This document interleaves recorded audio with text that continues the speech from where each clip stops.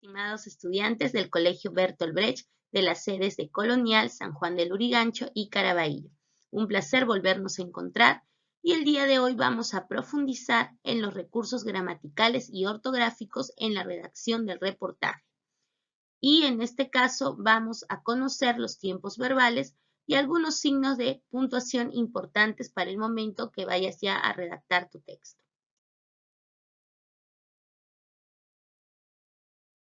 Iniciar ahora recordando el análisis que hicimos en el apartado anterior del reportaje escrito.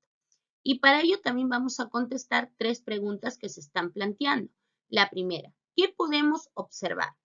Ustedes podrán decirme, no, Miss, hay un titular, también está el lead o entradilla, hay un párrafo y por ahí otro compañero me dirá también hay palabras resaltadas, correcto.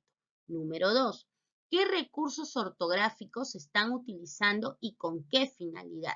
Entonces, si ustedes se dan cuenta, este texto tiene variados signos de puntuación, como por ejemplo tenemos el punto aparte, tenemos la coma, tenemos también el punto seguido, el punto y coma y el punto final.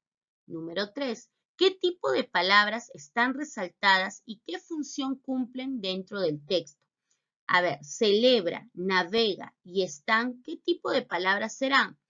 Ah, muy bien, son acciones, ¿verdad? Son acciones, son verbos. ¿Y cuál será la función que tienen dentro de este texto los verbos? En este caso es mostrar la acción que está realizando el sujeto.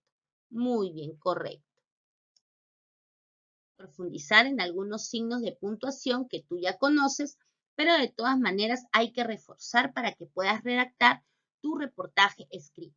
Para eso vamos a iniciar con la pregunta, ¿por qué son importantes los signos de puntuación? Entonces, aquí tenemos una breve definición donde te está diciendo que no solamente los signos de puntuación son importantes para entonar bien las palabras o en este caso para pausar una lectura, o para hacer diferentes matices de voz, gestos, cambios de tono, etc. Sino que su función principal en este caso es ayudar a que se pueda comprender bien el mensaje que se desea transmitir y evitar la ambigüedad y el doble sentido del mismo. Para ello vamos a conocer algunas reglas y usos importantes, pero solamente de unos signos. Por ejemplo, la coma. Recordemos, ¿cuáles son los tipos de coma? Tenemos la coma enumerativa, la vocativa, la hiperbática, la elíptica y la explicativa, ¿no? Un poquito para explicar a grosso modo, la enumerativa va a enumerar diversos elementos o también acciones, hechos o situaciones que puedan pasar en un momento determinado. La vocativa te va a separar, en este caso, al sujeto sustantivo al que se está dirigiendo la oración. La hiperbática es aquella que altera el orden lógico dentro de una oración. La elíptica reemplaza, la coma elíptica reemplaza una palabra o un verbo para evitar la redundancia y la explicativa es aquella coma que va a aclararte, detallarte o complementarte una información. Luego tenemos el siguiente signo de puntuación que es el punto y coma y tres formas de utilizarlo, en este caso reglas. La primera, se pone punto y coma antes de la conjunción adversativa, que puede ser no obstante, sin embargo, pero, si no, etc. Luego también tenemos que se pone punto y coma antes de una coma elíptica. Ahí teníamos, por ejemplo, el ejemplo de Juan come arroz con pollo, punto y coma, María, coma, ceviche. Esa coma de María está reemplazando al verbo comer y está apareciendo ahí para evitar la redundancia de estar repitiendo cada rato el verbo. Luego tenemos que también se va a colocar punto y coma cuando separa elementos de una misma serie que ya tienen coma. Esto lo vamos a ver en la siguiente diapositiva de manera más profunda con ejemplos más específicos. Luego tenemos también las tres clases de punto. El punto seguido que va dentro de un mismo párrafo. Luego también tenemos el punto final, que es aquel punto que cierra todo tipo de texto con el párrafo de la conclusión. El punto aparte, que es aquel que te va a separar un párrafo de otro.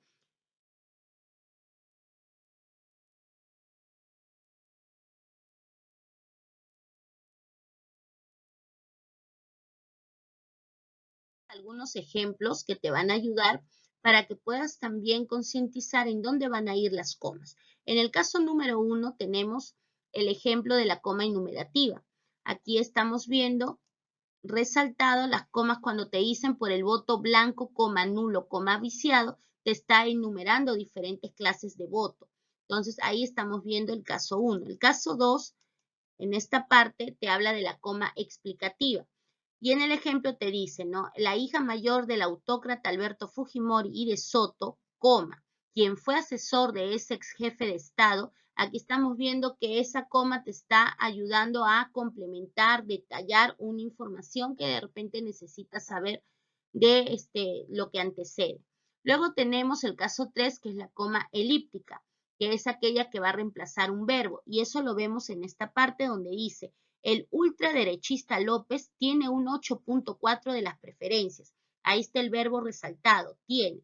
Y luego te pone punto acá, punto y coma, Lescano, coma, un 8.2%. Esa coma que va al costado del Lescano es una coma elíptica porque está reemplazando al verbo tiene. Para evitar su redundancia es que se va a colocar ella. Luego también después de Mendoza tenemos otra coma elíptica porque también está reemplazando al verbo. En el caso número 4 tenemos la vocativa, que es aquella que va a separar al sujeto, en este caso al que la oración se esté dirigiendo. Por ejemplo, no te olvides, coma, estimado ciudadano, coma, que esta vez tu voto debe ser a conciencia. Entonces ahí vamos a encontrar también las comas que están separando al vocativo. Hay veces pueden estar al inicio, otras en el medio u otras al final de la oración. Luego tenemos la coma hiperbática, donde nos dice que va a enfatizar ese cambio en el orden lógico de la oración. En elecciones anteriores, coma, el escenario nunca lució tan impredecible, cuando en realidad su orden lógico sería, ¿no? El escenario nunca lució tan impredecible en elecciones anteriores. Veremos en qué caso debemos utilizar el punto y coma. Caso número 1, antes de la conjunción adversativa. En el ejemplo nos dice, la medición se realizó el miércoles 31, punto y coma. Sin embargo, coma, no incluye el clima electoral. Ahí estamos viendo el punto y coma antes del nexo adversativo. Caso número 2, separa elementos de una misma serie que ya tienen, en este caso, o contienen comas, como en el ejemplo que vemos. El quinteto empatado para pasar a segunda vuelta lo integran dos puntos. El populista Johnny Lescano, coma, que combina propuestas de izquierda con otras conservadoras, punto y coma, el economista de derecha. Aquí vemos dos cosas, ¿no? Dos situaciones que se van dando. Una, que previamente ya ha habido una coma y ahí se cumple la regla, pero también nos damos cuenta que ese punto y coma está dando origen a hablar de otro candidato diferente, ¿no? Entonces estamos viendo esas dos situaciones. En el caso número 3, antes de la coma elíptica. ¿Te acuerdas que ese ejemplo lo vimos en la diapositiva anterior? Si decíamos que después del Lescano hay una coma elíptica porque está reemplazando al verbo tiene, en el punto y coma te dice que antes de esa coma elíptica siempre va a haber un punto y coma separando.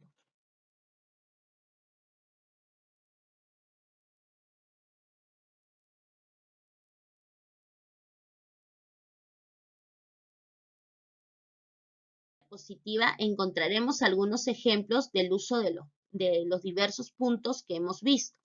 Por ejemplo, está el punto aparte, este que va a separar un párrafo de otro, donde la temática central va a continuar, pero se va a cambiar en este caso el subtema, se va a abordar otro subtema de la misma temática central.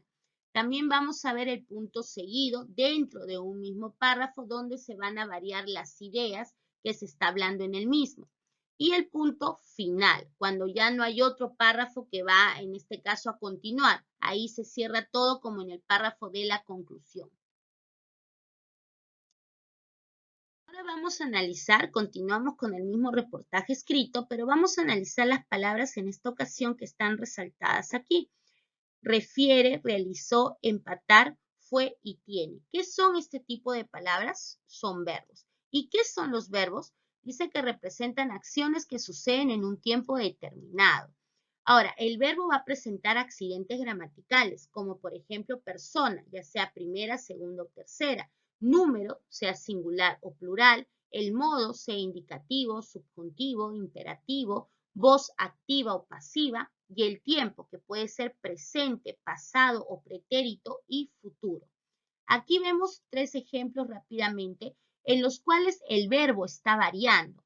Entonces, está variando ¿en qué sentido? En el tiempo. Algunos se refiere al presente, otro se refiere al pasado y otro se va a referir al futuro, ¿no? En eso se está diferenciando, en este caso, las 3 oraciones, en el tiempo en el que sucede la acción o el verbo.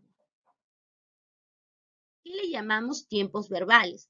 Aquí estamos viendo en este cuadro una columna que dice modos verbales y está lo que es el modo indicativo, subjuntivo, condicional e imperativo. Y estos modos verbales a su vez trabajan con tiempos verbales. Y en estos tiempos está presente, pasado y futuro. Acuérdate que pasado también se le llama pretérito. Dentro de lo que es el modo indicativo, el verbo va a verse dentro del tiempo presente, pero también el pasado se abre en dos, en el pretérito imperfecto o el pretérito perfecto simple. La diferencia entre ambas es que en el pretérito imperfecto la acción todavía no termina de realizarse, todavía, digamos, está ejecutando. En cambio, en el pretérito perfecto simple ya se realizó, ya se culminó. Y bueno, y el futuro, que es algo que se va a lograr todavía de manera cercana. En el ejemplo nos dice, Ipsos Perú realiza una encuesta en el presente. Ipsos Perú realizaba una encuesta, pero todavía no te está diciendo que ha culminado. Y luego te dice, Ipsos Perú realizó. Aquí sí ya lo culminó, ¿verdad? Por eso es un pretérito perfecto simple.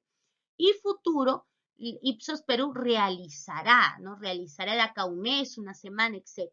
En el subjuntivo tenemos presente, yo realicé una encuesta, solamente vamos a ver el pretérito imperfecto que dice Ipsos Perú realizar una encuesta y un simulacro de votación con cédula. Y en el futuro tenemos Ipsos Perú realizar una encuesta y un simulacro de votación con cédula. Luego tenemos el condicional y el imperativo, solamente se mueven en un tiempo.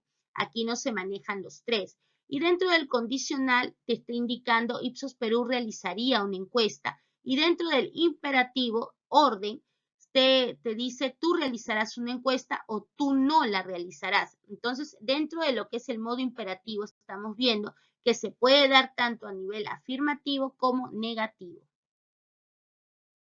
Así, chicos, después de haberles dado, digamos, algunos recursos ortográficos y gramaticales como el verbo necesarios, vamos a pasar ya a explicarles cómo es la redacción, en este caso, de un reportaje escrito, teniendo en cuenta los recursos que has aprendido el día de hoy. Aquí, por ejemplo, tenemos el formato. Aquí está el titular, que en este caso le han colocado violencia contra la mujer, y a modo de un subtitular está la gran pandemia de la que nadie habla. Miren, qué interesante el subtitular, ¿verdad? Ahora viene el siguiente criterio, que es la introducción, donde se va a contextualizar. Dentro de esta contextualización puedes iniciar a través de una pregunta de reflexión, de repente puedes iniciar también a través de una frase, de un testimonio, etc. En el cuerpo desarrollo, aquí sí van a ir todos los subtemas, todo aquello que vas a investigar acerca de, en este caso, la temática de tu reportaje. Y luego vamos a ver también un poco para recordar la estructura del reportaje, que estamos viendo el titular, que es violencia contra la mujer, en este caso el subtitular, que es la gran pandemia de la que nadie habla. Luego vemos el contexto, la introducción, y luego también el cuerpo o desarrollo. Ahora, acá vamos a continuar con la redacción. Acá vemos que también ha continuado la investigación que se está haciendo. Y por último, el cierre. El cierre lo puedes finalizar a modo de conclusiones o de una pequeña reflexión o recomendaciones que des de acuerdo al tema tratado. Y de esa forma tú vas a poder redactar tu texto de la mejor manera. No te olvides también colocar la bibliografía. Todos, digamos, los libros, revistas o links de dónde has sacado la información. Es importante también que la puedas colocar dentro de tu ficha.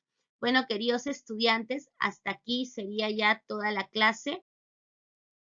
Muchas gracias más bien por la atención prestada y nos vemos la siguiente semana. Mucha suerte con tu reto brechtiano. Hasta luego.